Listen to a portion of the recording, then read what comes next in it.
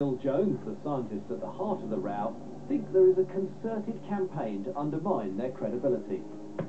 I've developed a thick skin over the years. I'm used to being attacked for our work that bolsters the claim for human-caused climate change.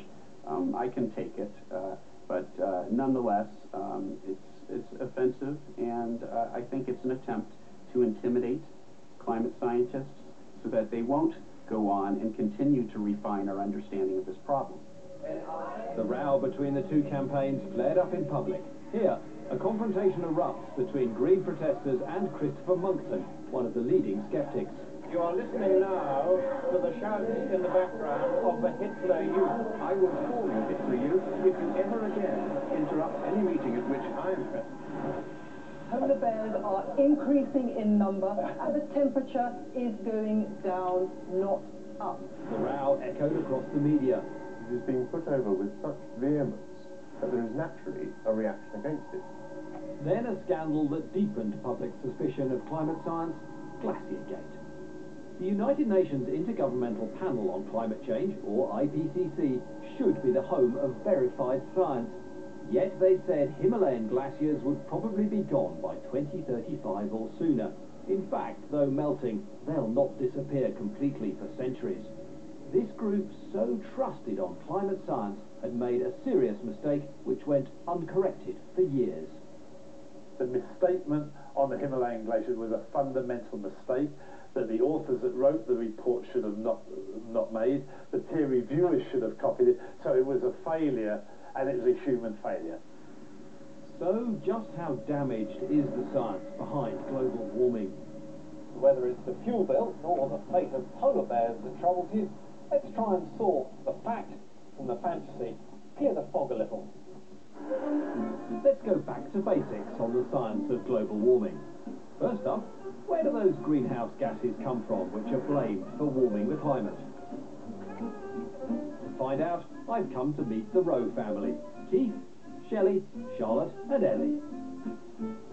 I'd like some environmental nanny from hell. I've arrived with a carbon dioxide meter. First, the scrutiny, Keith. Your exhaust, You've got the engine running. And currently this is telling us in the air around us we've got 20% oxygen and in effect no carbon dioxide. There we go. You can see now the carbon dioxide has gone up close to 15% and oxygen has gone close to zero. So little doubt with carbon dioxide coming out of this. Yeah, definitely. The hefty plasma might not be putting out much in here, but it does account for a wee bit at the power station, I reckon. Yeah.